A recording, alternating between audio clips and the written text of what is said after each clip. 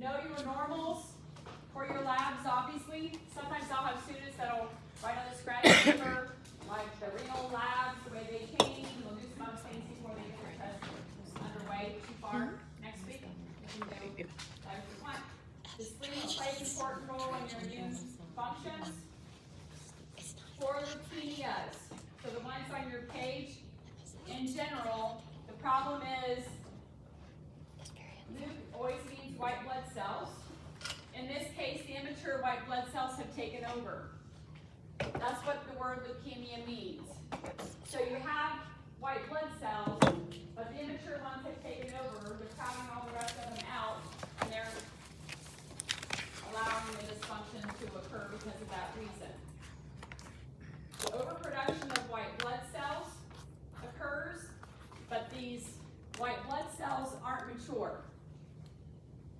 So yes, they have a lot of white blood cells, as the word describes, leukemia, but the ones that are crowding things out are not mature and able to do the job.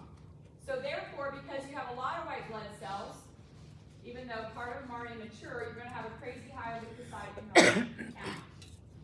And oftentimes that's how this leukemias get diagnosed. Because the immature ones are crowding everybody else out, you have decreased platelets, decreased red blood cells. Right? So there's too many white blood cells, they're crowding everybody else out. That's the counts that you expect to find with leukemias. There are 4 different kinds, and we'll talk about those separately in a bit. So your cover sheet for leukemias, generally speaking, for all of the ones we talk about, is too many white blood cells, but part of them are immature. They crowd out the red blood cells and the platelets. There are different causes of these leukemias, as you can see on here. Sometimes it's exposure to chemicals, sometimes it's chemo, it's an infection. Lots of things can cause the patient to develop leukemia. There are differences. Representing symptoms sometimes are similar. Myeloid begins or occurs within the bone marrow. As the word says, lymphoid occurs within the lymph system. They all store the issue of the white blood cells, so that's not the difference there. Like any other diseases and disorders, we can have acute onsets, we can have a chronic onset that's been evolving over time. Symptoms of leukemia go along with the fact that the platelets are decreased because they've gotten overcrowded. They got crowded out. You got all the bleeding issues that go with that. You have a crazy high white cell count number. Therefore, the fevers, the congested lymph circulation. And again, because your platelet count has been, your platelets have been crowded out, you have all the issues with the bleeding that we were just talking about before the break. That goes with all the leukemias that we will talk about. There's different cartoons, there's different mnemonics, there's different things that people use, but you just think through the issues with immature white cells that can't do phagocytosis and do the job they're supposed to do. Not enough platelets, what goes on with that? Not enough red blood cells, what goes on with that? You should be able to figure out the symptoms without too much difficulty. Nice. Again, sometimes people use the mnemonic ANT. Anemia, because the red blood cells have been crowded out. Neutropenia, again, because you said you just told me the white blood cell count is high, but the neutrophils are the mature ones. They can do the job of phagocytosis, so therefore your neutrophil count is going to be low, right? Because your immature ones have pushed them aside and crowded them out as well, and low platelets for that same reason. Because of all of those issues, you have bleeding issues, low platelets is what we're talking about. The first first leukemia we'll talk about is acute myeloid. It's a dysfunction in the myeloid system in the bone marrow, as myeloid suggests. The immature cells just keep building up, building up, building up. If it's a risk factor statistic I need you to know, I'll tell you that. These are just information for you to kind of look through. Exposure to chemicals is probably the biggest risk factor that we see with AML. So exposure to chemicals has messed up the bone marrow. white blood cell be correct. Chemicals being radiation, chemotherapy, cleaning products, benzene being one of the biggest culprits. So sometimes you work with patients and they say, oh, I didn't hurt anything, I don't wear the mask, I don't do that. Well, over time it can potentially cause a long-term issue. Same symptoms as we talked about earlier. Probably hallmark lab finding for AML. Again, a really, really high number of immature white blood cells. When you analyze their bone marrow, over 20% of their whole white blood cell count are immature. That's what causes the problems. So our treatment plan is focused on getting rid of those immature cells, and usually that's done with some type of chemotherapy.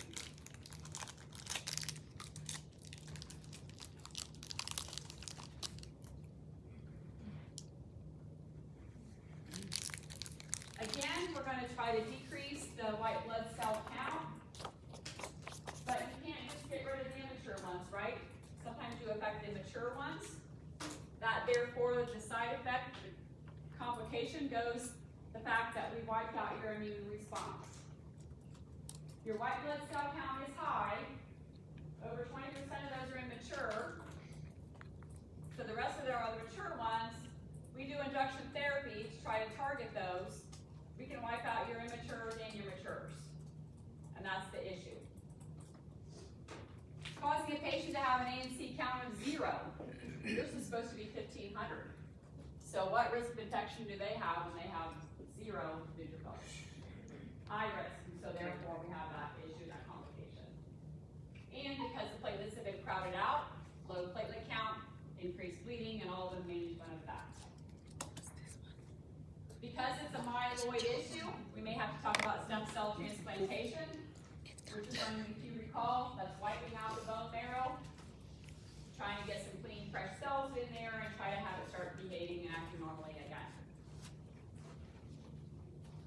Of course, if your patient has poor functions of other body systems, other risk factors, we may just have to symptom manage through there. Because some of those would not definitely be candidates for wiping out your bone marrow.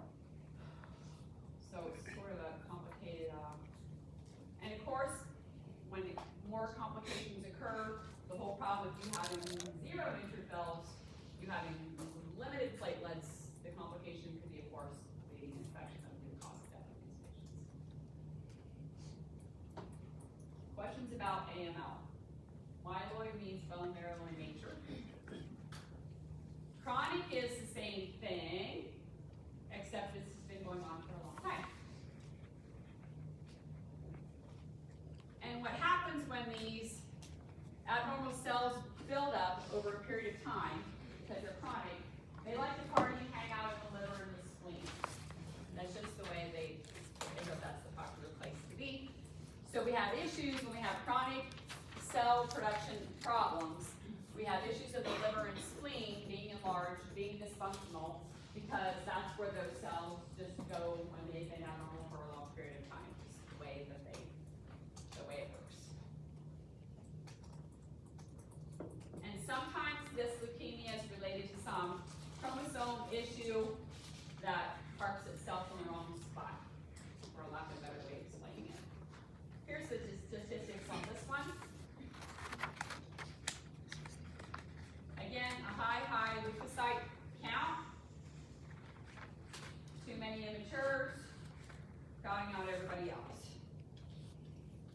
Same symptoms that goes with leukemias, except additional symptoms when it's chronic is that enlarged liver and spleen, that's where they've accumulated. You don't have to know these phases, it's just how it works. This is one medication. I said I'm not going to go over a lot. This is one medication. I would make a little note in my note because it's come to use and it's been pretty effective for people. It changes the way the cells grow and divide in the hopes that it blocks the immature cells from continuing to appear and cause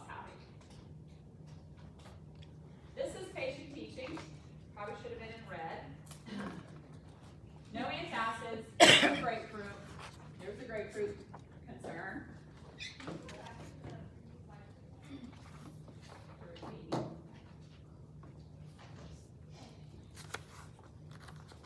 So VBAC changes the messaging for the cell division and tries to get the immature white blood cells to quit producing and quit causing problems. Pardon? Patient teaching.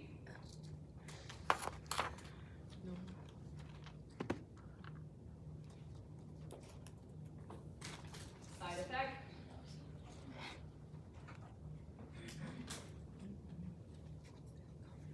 And then there's a chronic phase where it keeps building up in the spleen.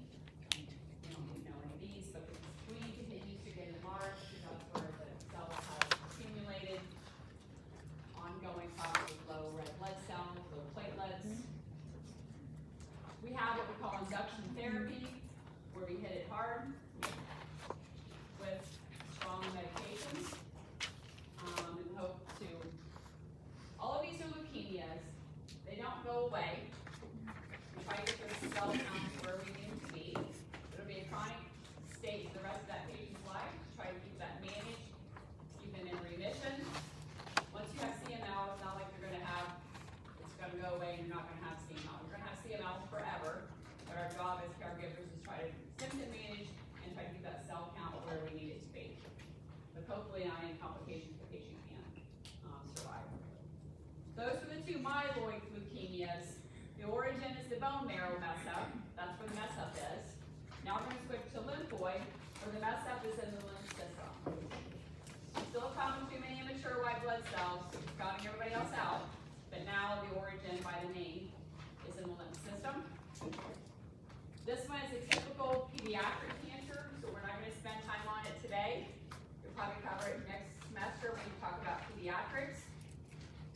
Again, peak incidence is age 4. So then if you're going into pediatrics, you may encounter patients with ALL.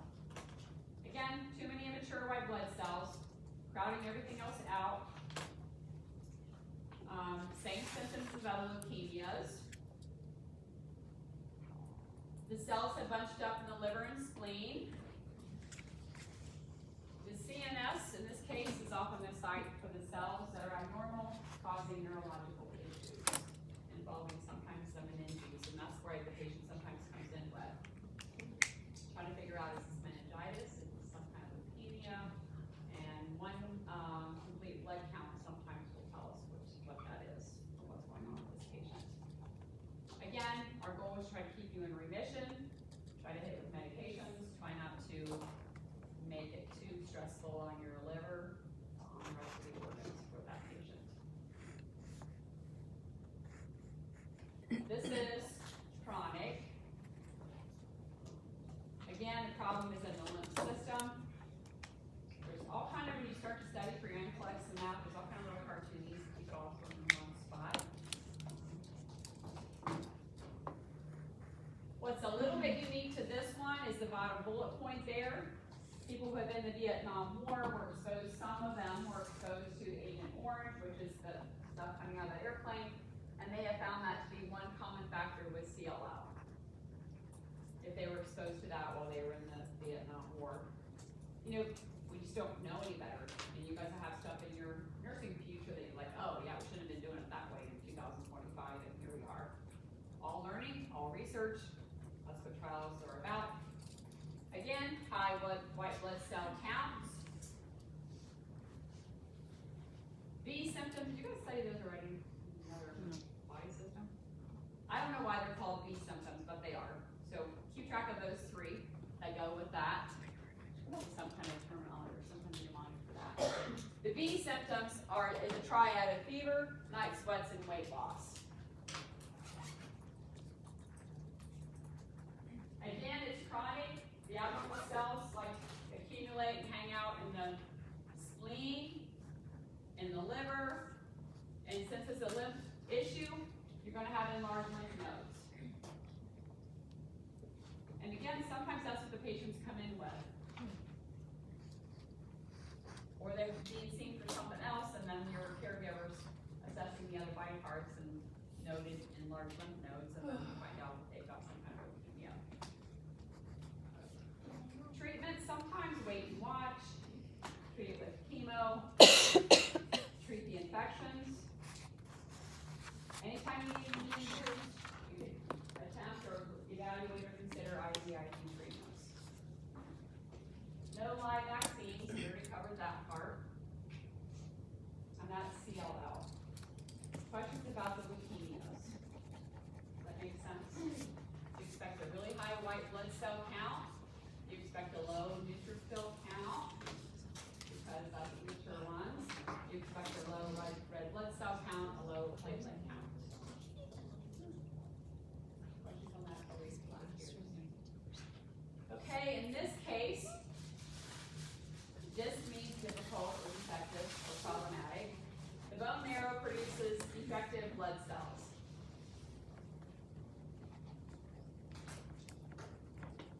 Here are some statistics that go with these.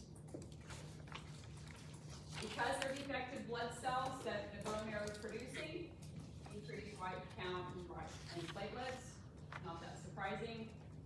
Symptoms that go with that.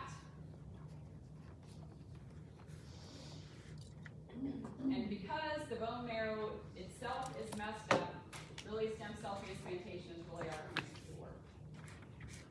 Because the bone marrow is not getting it right to begin with.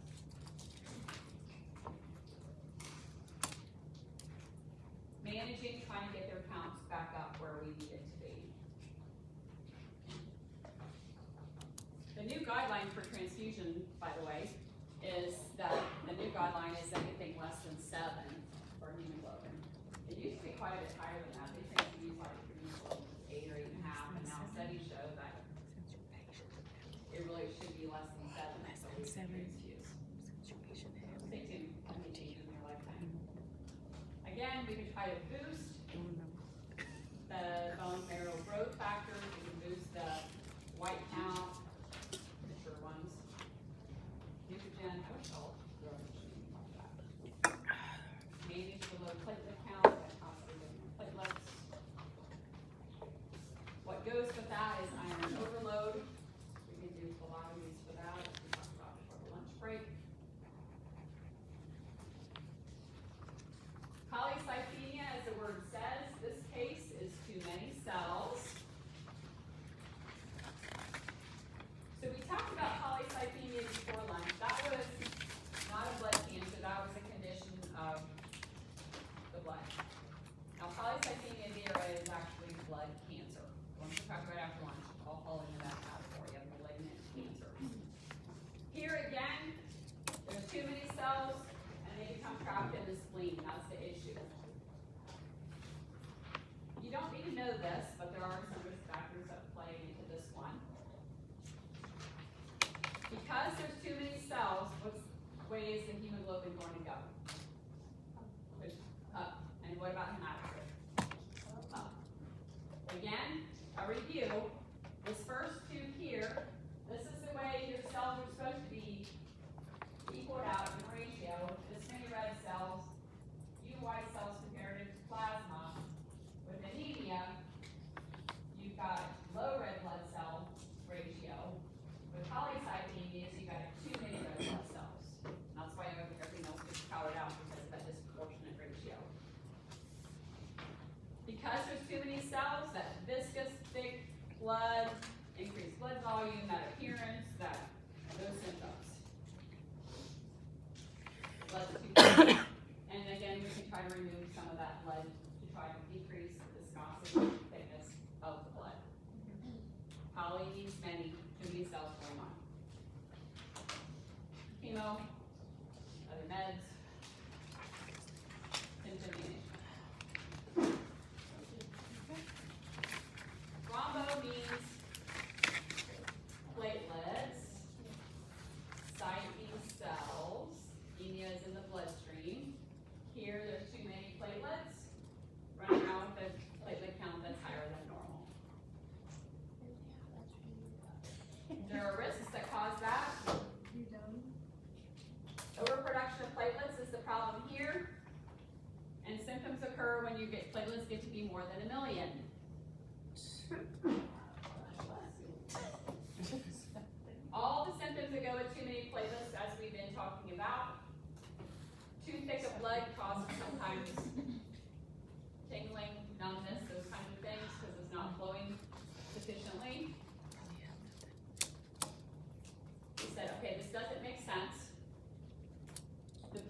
are dysfunctional, so therefore you may have bleeding going on, a little bit like the DIC conversation.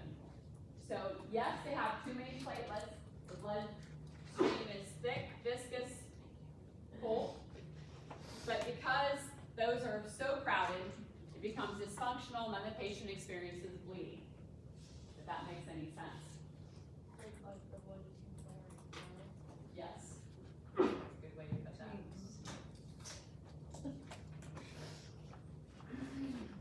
So therefore, you have symptoms of bleeding that goes along with this. Again, we can try to decrease the platelet count, try to make the blood thinner, like we got everything going on. All the things we talked about.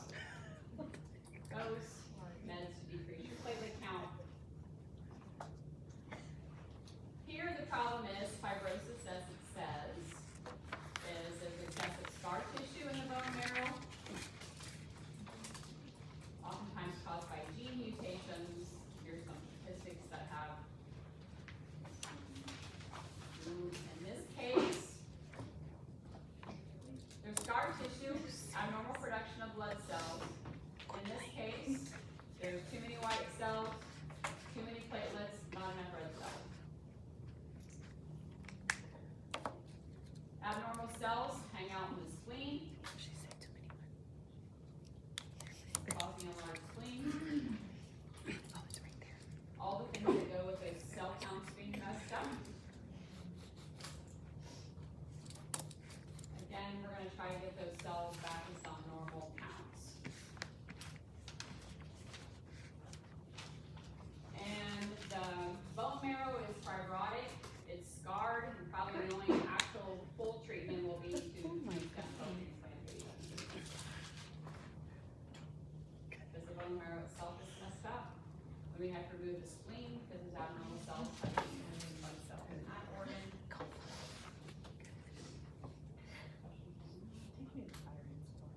Lymphoma, the umbrella term for that is anything that cancer that affects the white blood cells.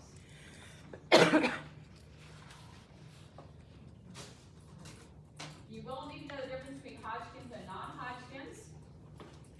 Again, in this case, the white blood cells grow out of control. They have accumulated, there's too many, they don't die off the way they're supposed to die off. They collect themselves in the lymph nodes, the bone marrows, other body parts. Hodgkin's is called Hodgkin's lymphoma as opposed to non-Hodgkin's because when we look at that cell tumor, there's a presence of this, what we call a Sternberg cell. Don't ask me why it's called that. What is But that is present when we look at that blood specimen. So we think this patient has some kind of lymphoma. We don't know if it's non-Hodgkin's or Hodgkin's. If we see that cell present, the diagnosis will be Hodgkin's. Here's the differences between Hodgkin's and non-Hodgkin's. Hodgkin's is typically younger people, a fairly good rate of survival. As you can see, it's diagnosed with younger people. So you present with symptoms of lymphoma, and we're suspecting it's a lymphoma, but we're not sure which type it is. And if you see the presence of that tumor cell, that's how we make that diagnosis with Hodgkin. And we kind of know what we're dealing with. Again, the whole diagnostic is a gigantic tumor cell.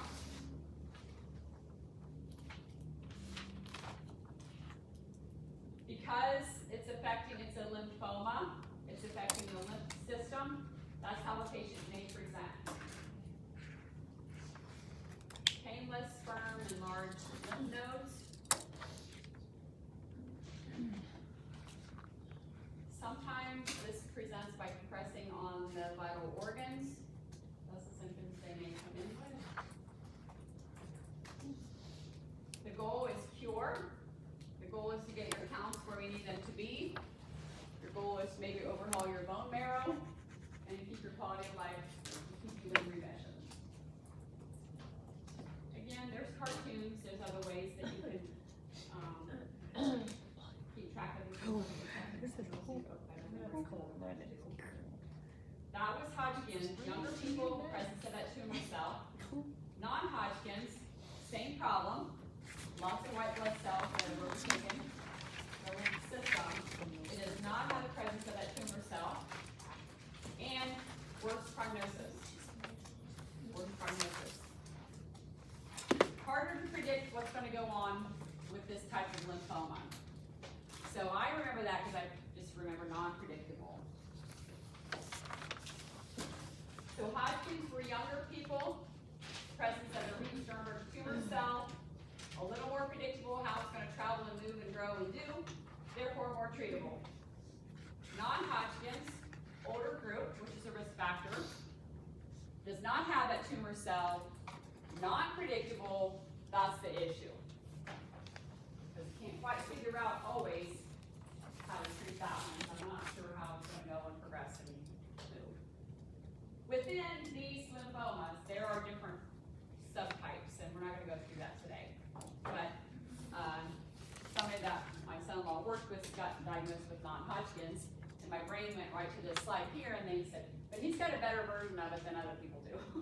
Which there actually are, there are subtypes that. I have a question. Are any of these hereditary? I can't probably say none of them are, but that's not a common correlation. Because we're human beings, there's probably something out there that probably is. Again, older population for the non-Hodgkin, prognosis varies because we're not sure how that is going to progress. Too many white blood cells, again. That's what the word lymphoma means. Still presentation of enlarged lymph nodes, fatigue, impact on body systems.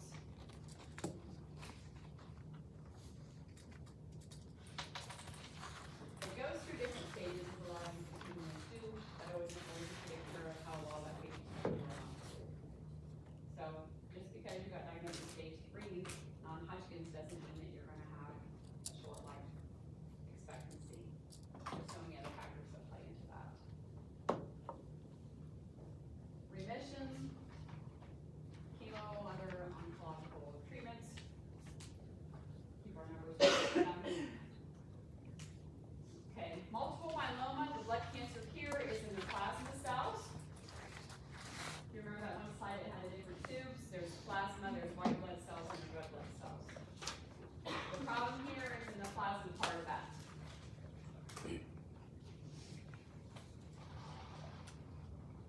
What happens here is that there's abnormal antibodies that get produced, and they crowd everything else out.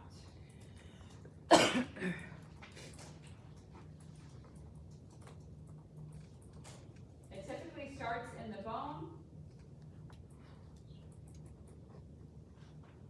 This diagnosis is often confirmed by biopsying the bone marrow. That's where the abnormal antibodies are causing the problems. The mnemonic people use to know the symptoms for this one is crab. That's kind of like the combination that we see. Again, kidney problems, decreased erythropoietin, therefore will cause you to potentially have an anemia. So that one pretty much goes hand in hand. Yes. Question.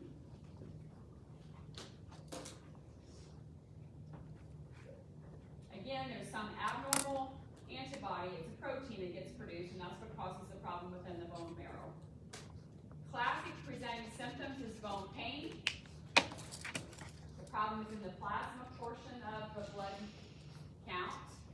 With the star, that's kind of the trifecta of this disease. Older, presenting with back pain, and an elevated protein count.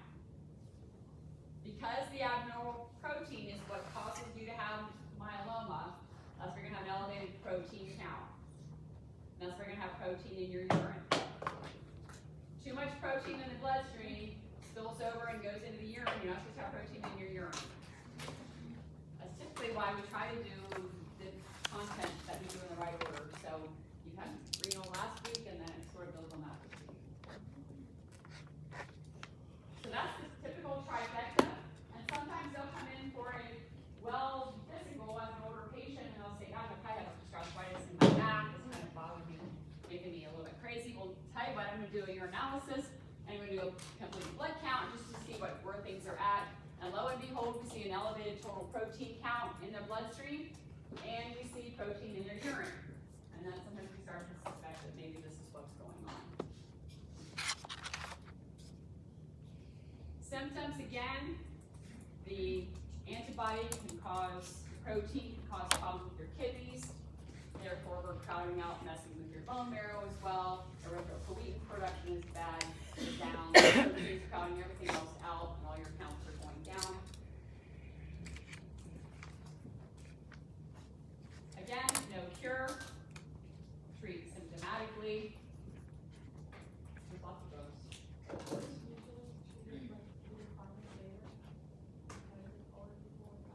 Yes. And sometimes they don't realize they actually have it. Correct. Correct, and that's the issue. Usually you find it later, you're exactly right.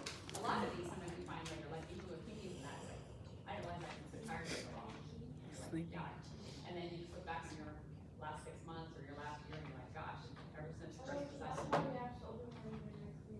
what's that? What's that?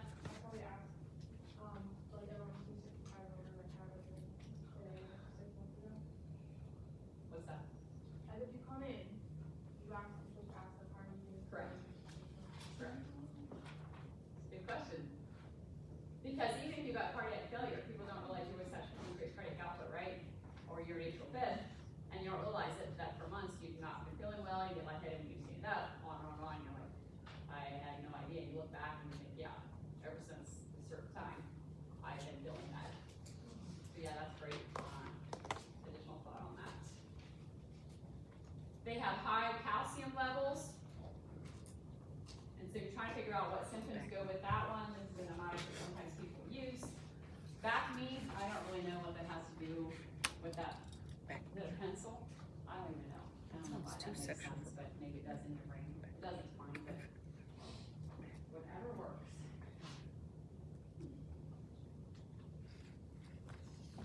Okay, questions about that one?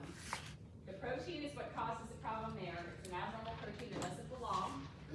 And that's why you're gonna have high serum protein levels.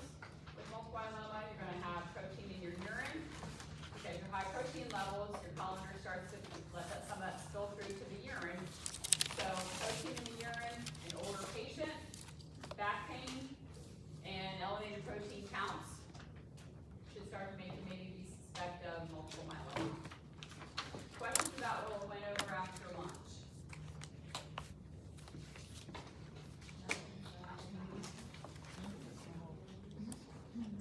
But my best advice is, when you're giving a patient diagnosis next week, is it too many cells of some sort?